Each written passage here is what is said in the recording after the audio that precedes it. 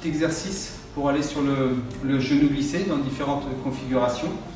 Donc vraiment le but c'est de placer déjà une jambe au milieu et d'avancer étape par étape. Donc déjà on va dire que les pieds, si j'arrive à me débarrasser des pieds, c'est bien. Et j'avance. Ensuite c'est les genoux, voilà, pour ensuite accéder à la hanche et sous l'aisselle. Okay. Si j'avance trop vite, c'est lui qui va prendre l'avantage. Donc je vais devoir revenir un peu en arrière et me positionner avec mon genou en contrôle et l'empêcher lui d'aller chercher ma jambe et de jouer sur mon équilibre aussi par là, bien évidemment. Okay. Donc, on travaille. J'essaie déjà de me placer. 1, 2, j'avance. Je vais placer mon genou collé à lui et au fur et à mesure le coller à sa hanche. D'accord, c'est ce qu'on appelle souvent le knee cut. En fonction de ce qu'il va me donner, s'il me donne la manche, ça me suffira déjà pour.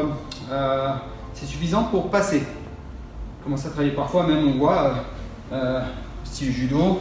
Même si je viens sur Angeza et que j'avance et que je tiens le coude, tant que je tiens le coude et qu'il ne peut pas poser son coude au sol, ben, je suis en knee cut. Et si je commence à faire un genou glissé maintenant, ici, hop, sortir de la position, je vais pouvoir revenir en arrière, le contrôler. Okay, parce que je tiens son coude. Si je lâche le coude, Samy va se défaire et aller dans mon dos. Et là, ça sera difficile.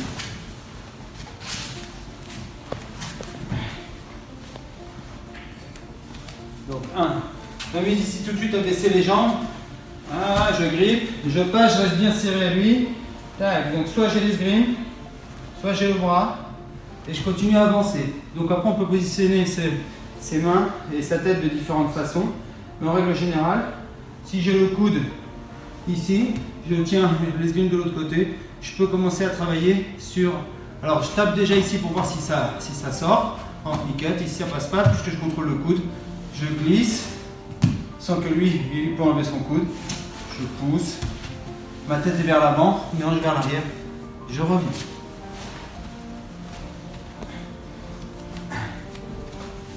On travaille, on joue, on manipule un petit peu le partenaire. J'avance. Là il ne me donne pas le coude, il me donne l'esgrime, donc je vais essayer d'avancer uniquement mon épaule, hein, pas tout mon corps, droit, et je vais essayer de positionner mon épaule dans sa tête et le fixer. Ok, l'autre, contrôler le genou, toujours collé à sa hanche. Maintenant, tiens ma jambe de mon pied. Ok, ici, je vais fermer mes mains.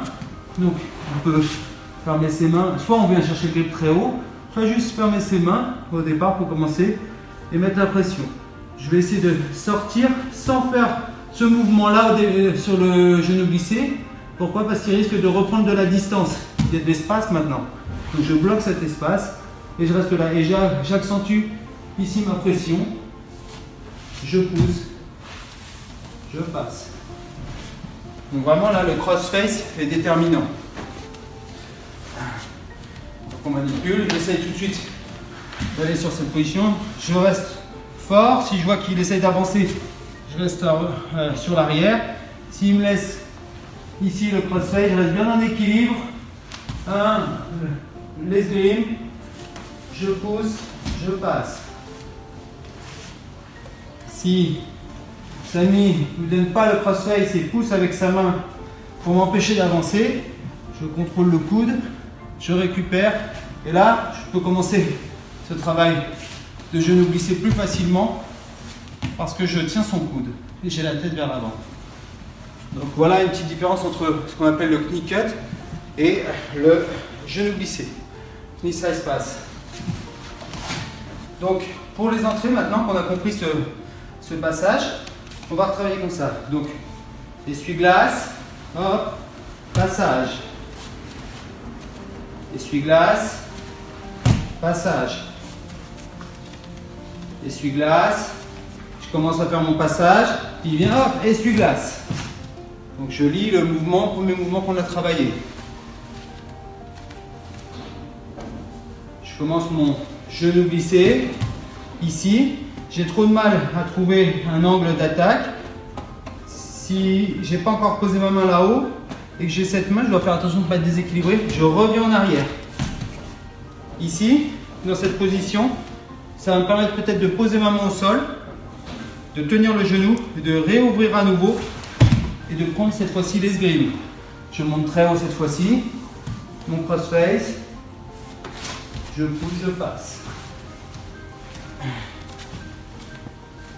Essuie-glace, je viens, c'est trop fermé, il y a trop de pression, je reviens un peu en arrière, je garde bien la pression ici, je replace ma main, j'ouvre, j'essaye. S'il glisse son bras avant moi, celui-ci en esgrime, le bras, je ne vais pas avancer, je vais essayer de me rebattre ou revenir à nouveau en arrière et replacer ma main. Si je viens très haut, je contrôle le coude, il me l'a laissé.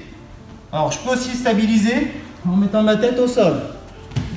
Là, ça me permet d'accentuer ce travail de genou glissé. Ce n'est pas une obligation, mais ça peut être un bon travail. 1, 2, je commence ici, et lui il me gêne, je reviens en arrière, et là il continue à me gêner, je vais continuer à écraser ses jambes au sol, comme si j'allais faire ce qu'on appelle un smash pass. Le smash pass c'est un peu comme le leg drag, c'est la même position que le leg drag tout à l'heure, sauf que c'est l'autre genou, ici, ou hanche au sol, complètement. Mais là je vais garder l'esgrime au maximum, tenir la hanche, plus je vais loin, mieux c'est pour moi. Et je vais tout simplement écraser sa jambe et faire un genou glissé sur les deux genoux. Je glisse et je viens coller la hanche. Et tout de suite mon crossface. Voilà. 1, 2, j'essaie de trouver l'angle, ça ne marche pas, je continue mon chemin. Et alors, parfois, ne donnez pas la single X, ne donnez pas ça, s'il vous plaît. Très bien. Je suis au maximum, je mets la pression et j'essaie en même temps de descendre.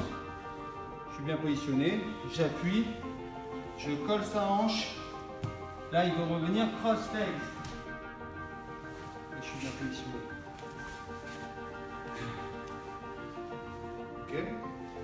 Tout de suite, avant même de faire mon essuie-glace, je me déplace, j'appuie la hanche. Voilà. Je commence un essuie-glace, il me bloque, j'appuie, je passe mon genou. On peut faire aussi un travail de glisse-passe un peu en hauteur, celui-ci est un peu plus périlleux. Presque en knee cut à la volée. Je viens ici, même s'il me bloque, je vais me laisser tomber et passer. C'est un peu l'égal en hauteur de celui-ci où je viens sur, comme pour défaire sur de l'arrière, où je pars fort comme ça, fort pour dégager ma jambe. Là, je m'amuse. On est là, je suis en équilibre. Fesse sur lui. Donc si je refais un peu le récapitulatif de ce travail, j'essaie déjà de rentrer tout de suite en genou, glisser à l'intérieur avec une bonne stabilité. Sinon, j'en profite pour faire un essuie-glace. Je rentre. Si j'arrive à rentrer tout de suite, c'est très bien. Si je vais très haut avec l'épaule, c'est parfait. S'il me gêne un petit peu, j'essaie de tenir le coude. Et là, ça va se transformer plus en genou glissé que en knee cut.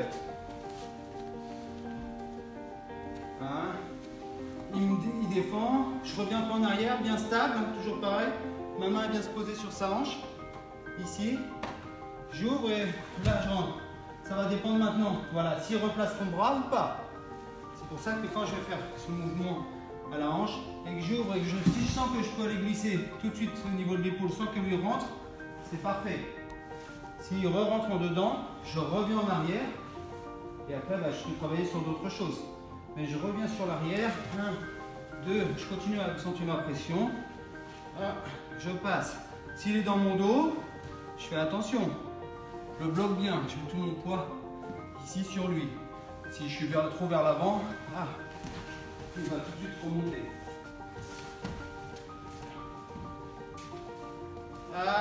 Tout de suite, je passe.